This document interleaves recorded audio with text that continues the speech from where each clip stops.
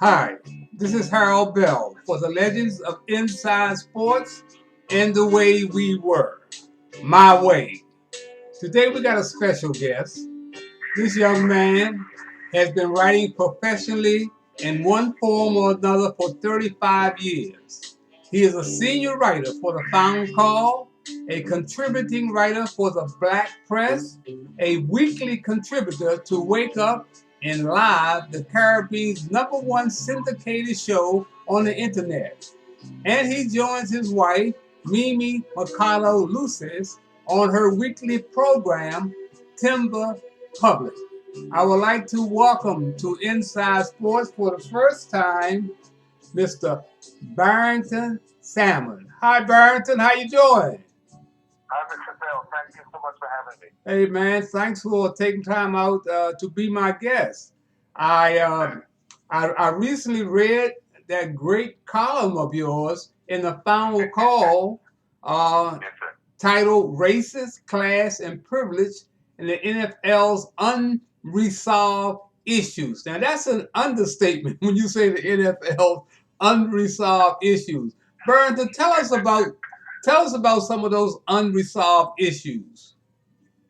Well, it's interesting that the NFL is celebrating its 100th year, and the issues there's always been issues, tensions between labor, the owners, and between the management and labor, the players. 70% of the NFL is black players, and in a lot of ways, it's they've been described as $1 billion slaves Right. because the owners only want them to do their bidding, even their gladiators, run, work, play hard, make their money, and make no waves. Don't say anything, just shut up. And that came to a head. All of this came to a head when Colin Kaepernick kneeled in 2016. Now you know, Barrington, you hit that right on the head. I remember the column written by Bill Rhoden calling the NFL players $40 billion slaves.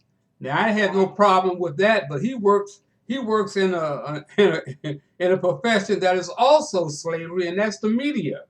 Because that is one of the most segregated institutions, running second only to a church on Sunday. When you start talking about media, I know you've been there and done that. So That is true. yeah, so when Bill Rhoden wrote that piece, of course, Bill Rhoden was one of my guests on Inside Sports, my media roundtable, when I started that in 1972. So I was very familiar with Bill Rhoden and who he is. Now, there's no doubt about it, the NFL is celebrating 100 years. I'm trying to figure out exactly what are they celebrating, because Well, maybe they're celebrating 100 years of making money. yeah, I think that's probably it. You're probably it. They've always made money, and they will continue. I think I was reading somewhere the other day that one of the teams, someone made an offer for a team that's not for sale, and I think they offered like $2.2 billion, and the owner refused.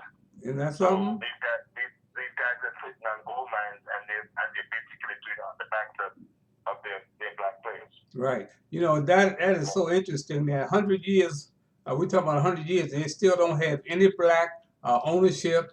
The No. players make up 70% of the league, and it's a shame that they wasted Colin Kaepernick's kneeling to protest police brutality in America. You know, they changed that whole narrative around, didn't they, Barrington? Yeah, they did. The occupants of the White House, who it's really interesting because now that in the beginning the media was always very reluctant to call him a racist, and they would say that he made racially tinged statements, and you would use every euphemism you could think of to try to deflect from saying that he's a racist and a Klansman. And now they've gotten the strength to say it, and so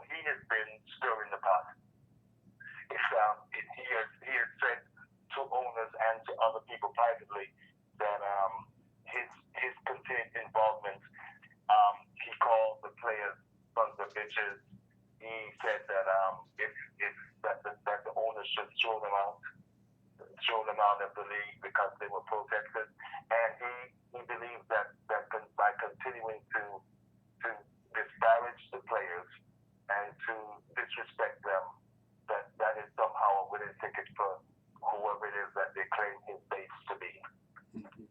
We're talking to Barrington Salmon, who has been a writer for over 3 decades, and we're discussing inside and outside of sports, really, because Barrington, we don't just do sports here. We can talk about almost anything on my program because that's how I started out in 1972. It's a funny thing when I think about that, Barrington. I think about ESPN just ruled out that their broadcasters and columnists can talk no more about politics. Now, don't you find that interesting?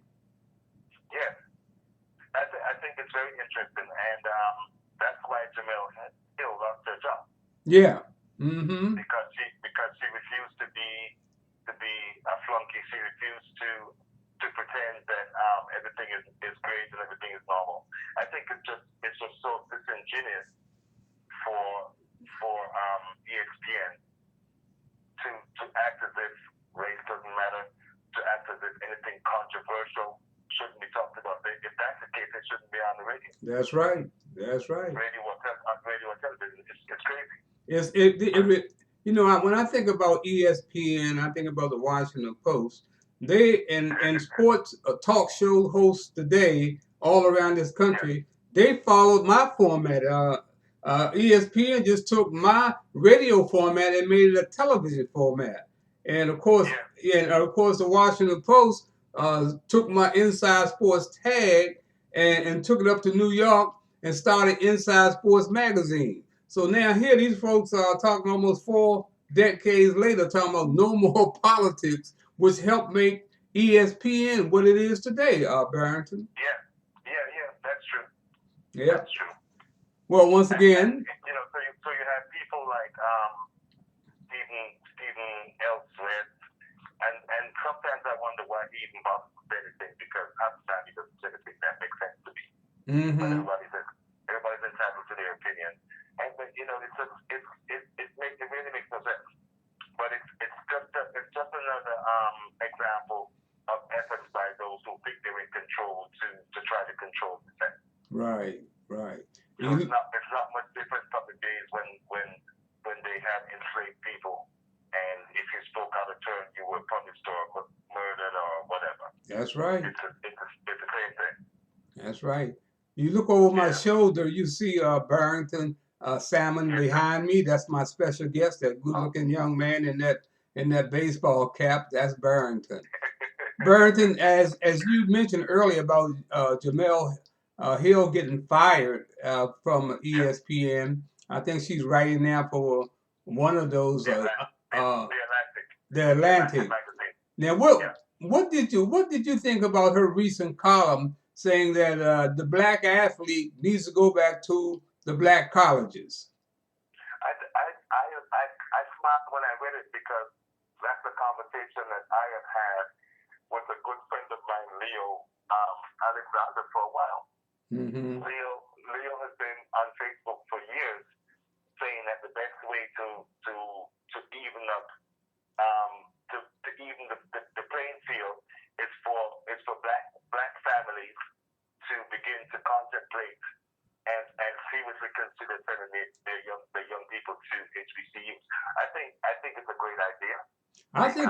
I think it's an excellent idea, but Barrington, from where I'm sitting, it's too little, too late, because these young folks today, they are more into that dollar bill than we ever were. You understand? That's true. But there's a consciousness that I see, and there's a willingness to push against the status quo that gives me hope that everything is not like gone down the drain. Yeah, I hope you're right, but these Division I schools are offering these athletes a red Cadillac, a pocket full of money, and a blonde riding a shotgun for them. That's gonna be hard to overcome. That's gonna be hard to overcome. It's going to be hard to overcome, but think of the fact that 400 years, Mm-hmm. no matter what they've thrown, no matter what people have done, no matter how they're trying to do it, we're still here. Yeah, I agree. We are not supposed to be here. Yeah, but we're here.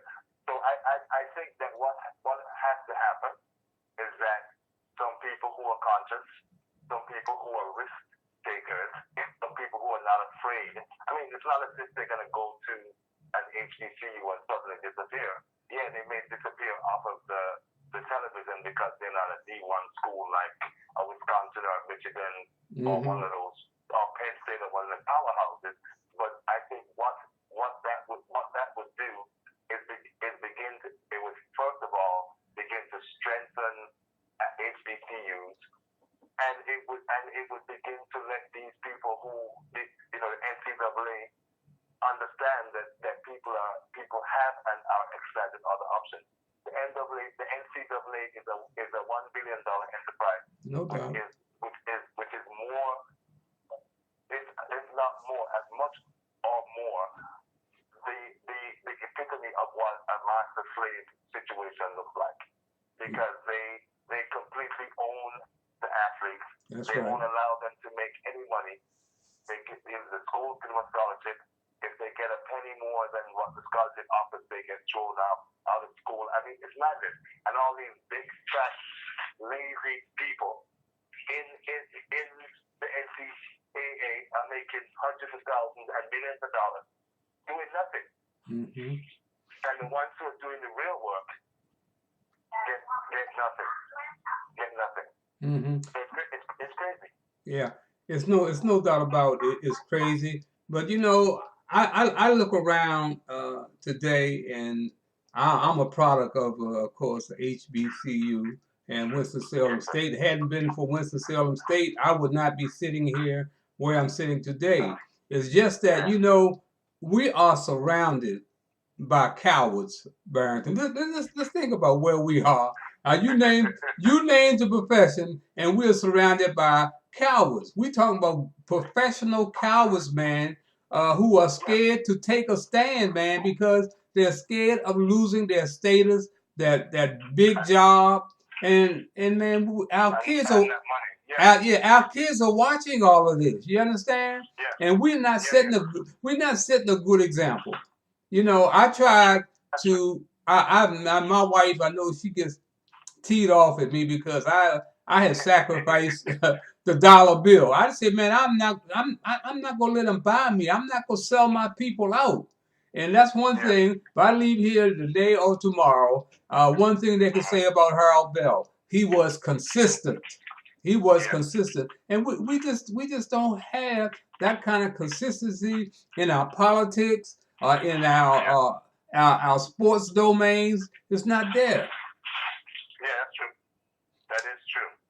And it's interesting because one of the ways that I look at it, if you look at the 70s, for example, which to me was the 60s and 70s were a glorious time for black expression of black freedom, and the movement towards black liberation. And what the FBI and the U.S. government and all these, I won't say what I really want to call them on the radio, but all these people, all they did was kill, neutralize, or do what, or compromise whoever came up that challenged the status quo that wanted to change the system.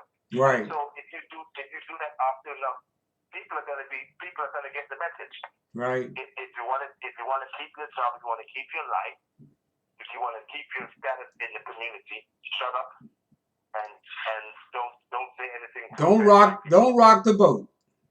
Don't rock the boat. Mm-hmm. And it's unfortunate because if you look through history, not just African history, African American history, anybody who wants to make a change usually has to sacrifice. Yeah. Nothing comes without sacrifice. That's right. That is but so a lot of us have decided that we can supposed to live as secretly and as fearfully as possible. But we got a nice Lexus and we got some money, and everything's okay.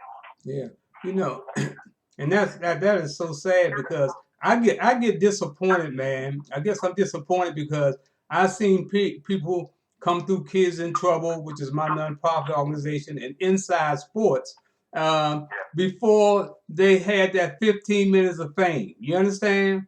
And then once it seems like they get $2 more than the next person, all of a sudden they change. I look at Michael Wilbon. Let me just call the roll off to you. Michael Wilbon, Kathy Hughes, James Brown, David Aldridge. The list goes on, man. These John Thompson. Please don't let me forget him. Sugar Ray Leonard.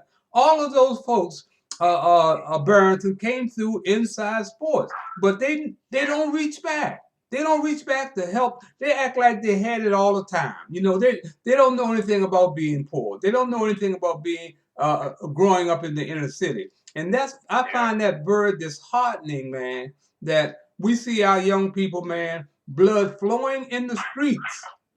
And it's like it's become the norm. Well, you see, Mr. Bell, one of the issues too, is that because I look at this through the lens of a foreigner, and I look at the myths that they teach us, all of us. Right. They teach us that rugged individualism and doing it by yourself and being a self-made man or woman. They teach that garbage. Yeah. And so a lot of times I talk to people, and they make it seem as if they got to where they got by themselves. Right. That's right. And that's not true, because all of us have benefited from one of our ancestors, one of our elders sacrifice. All of us are the beneficiaries of standing on their shoulders. And so to me, it's incumbent on all of us who have benefited and who have grown and moved and made some money, or even if they haven't made money, to give back. Why do you have children if you're not going to give back and give them more opportunities than you had when you were a child? Yeah. If you're not doing that, to me, that's criminal. You're absolutely right, man.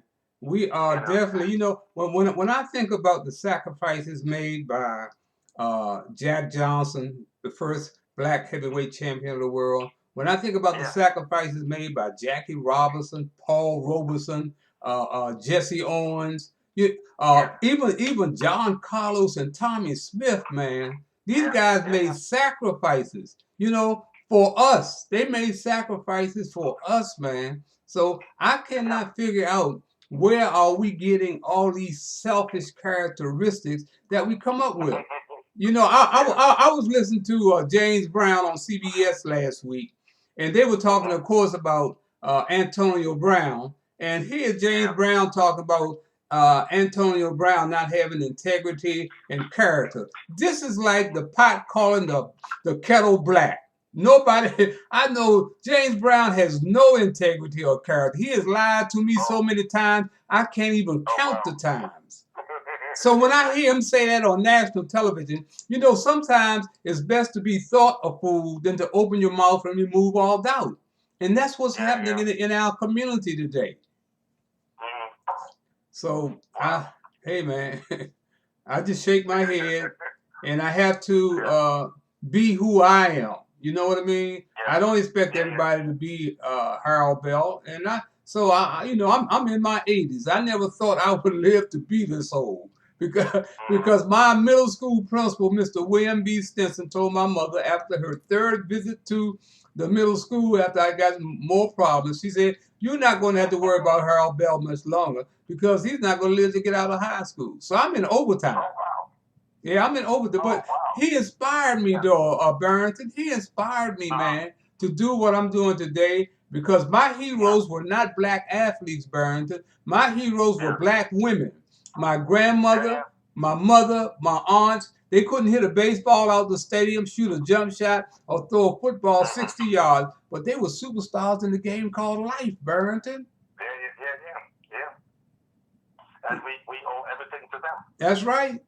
That is the most important, Barrington, that's the most important game being played in the world today, is the game called life, especially in our community, Barrington. Yeah. It is true. Barrington, when I think about, they came up with the Rooney Rule one time because they weren't hiring any black coaches. You know what I mean? Yeah. Now it seems like the Rooney Rule is obsolete, man. One time there were no black quarterbacks. I look around today's NFL. I think we got about seven or eight black quarterbacks starting in the NFL now. Yeah. But they don't want us to be in ownership. That's the problem. They do not want us to own anything. I laughed when the Rooney Rule came out because I knew that it was only going to last for a minute. Mm-hmm. And as soon as people's gaze moved away from it, they just discarded. They don't really want to. They don't. And so we know they don't want to hire us. So we should be starting our own league. We should be pooling our own money. But we're not at that place yet. Yeah. Because we have too many people who are in positions of influence and who have wealth, who are unwilling to share. Mm-hmm. Mm-hmm. So that's our problem. Selfishness and greed are the biggest problem. Yeah. I was just thinking about that charade about a week or so ago with the commissioner of the NFL having Jay-Z call a press conference to hire Jay-Z to come in and be one of those token black brothers. Here's a guy who got behind Kaepernick and supported him, but all of a sudden he's sitting there with the commissioner who is owned by the owners. So I'm saying, why are we surprised? We shouldn't be surprised. That's right. We wouldn't. We shouldn't. We shouldn't. He said he's a capitalist. Yeah. Yeah. He's going to chase the money first. Yeah. Most of the time, if you are a capitalist, the integrity and morals don't matter. Right. Right. So I haven't even taken a side in terms of how I think Jay-Z played things. Mm-hmm. I want to see what's going to come out of it. I mean, he's had a very inauspicious start because the other day he gave $400,000. The NFL gave $400,000 to two organizations in Chicago. Oh, please. And both of them are white. Both of them owned and run by white folks. They gave $400,000 to two organizations. I mean, they split $400,000, and guess what they gave? Guess what they gave the black organization? The lady that ran the black organization gave her 2 Super Bowl tickets. Yeah, 2 Super Bowl tickets, man. Come on. But they're showing us what they think of us. They're showing us our value. That's right. They show them our value, man. And see, Jay-Z lost me. He had lost me anyway. But when he said during that press conference that we are now beyond kneeling, I know this brother was out of it. Oh, he was completely out of it, man. Yeah. He's completely sold us out. So he's a wholly owned subsidiary of the NFL. Yeah. See, one thing too, Barrington, we got to realize that we as people of color, black folks, or whatever you want to call it, we don't know our history, man. We don't know our history. They don't realize that the slave was the first professional athlete. The slave was the first professional athlete. He trained their horses for the Kentucky Derby. The Kentucky Derby, when it first started out for the first 5 years, all the riders were black. All the riders were black, man. So when you think about Isaac Murphy, yeah, you think about just think about that. And see, all of this started on the plantation because see, the plantation owners had so much leisure time, they didn't know what to do with it. So one day, one of these plantation owners saw the slaves racing each other back to the plantation. And it hit him. He said, oh my gracious, what I got here? He said, why not have competition between the slave owners' plantations? So they came up with running track meets, running horses against each other, boxing, all that started on the plantation. And a lot of these slaves won their freedom, Barrington, by making money for their owners. That's how they won. A lot of them won their first freedom, man. So a lot of people are not aware of that. They look at Major League Baseball, they look at the NBA. They don't understand where all of this really started, man. And we look at just look at first. Let me say this. Look at the sacrifices made by Jackie Robinson. Now here we are in 2019. Almost less than 10% of the league is made up of Native Black Americans. 10%.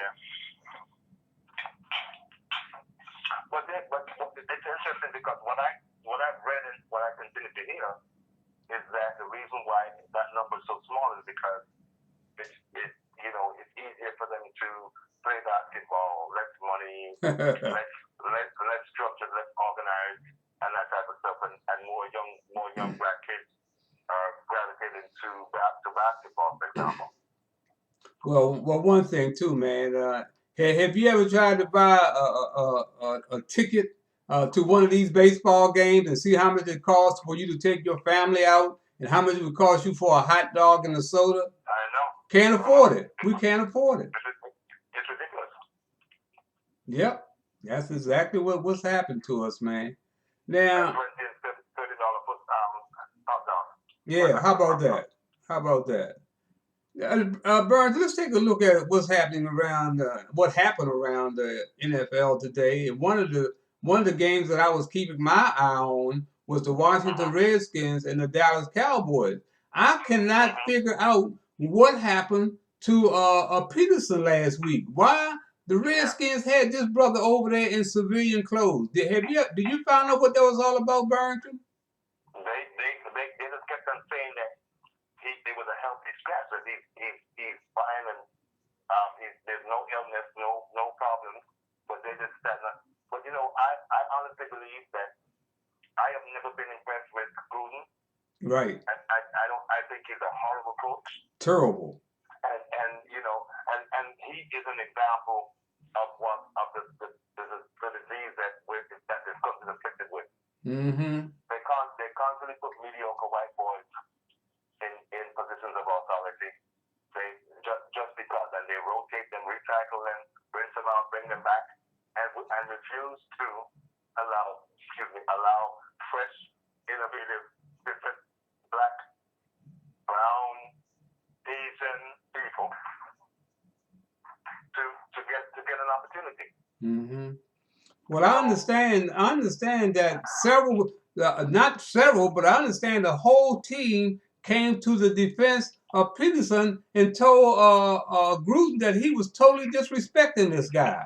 And that's why, today he was supposed to get some touches, and he looked good today. I don't know how much time they gave him to play, but I know the Dallas Cowboys end up kicking their butts, again. And of course, I agree with you. Gruden has overstayed his limit, man. Here in Washington, man, he should have been gone. If he'd been a black coach, they would have had him out of there.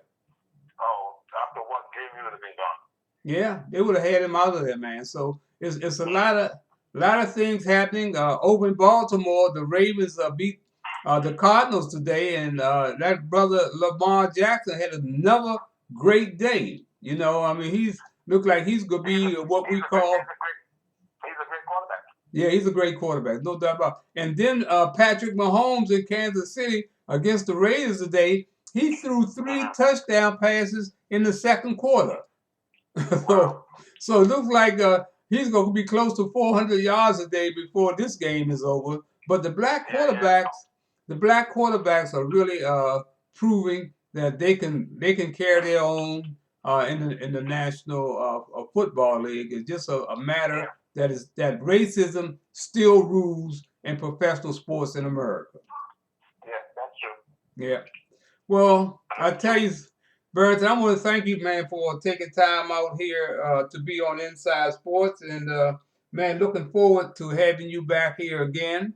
And Hey man, what can I say, man? It's guys like you, it's guys like you that keep it going. And folks, please go to blackmeninamerica.com and read the column in the final call. It's titled Race, Class, and Privilege and the NFL's Unresolved Issues by Barrington Salmon. Go to Black Men in America and read that. And of course, you may be able to find something in there that I've written too.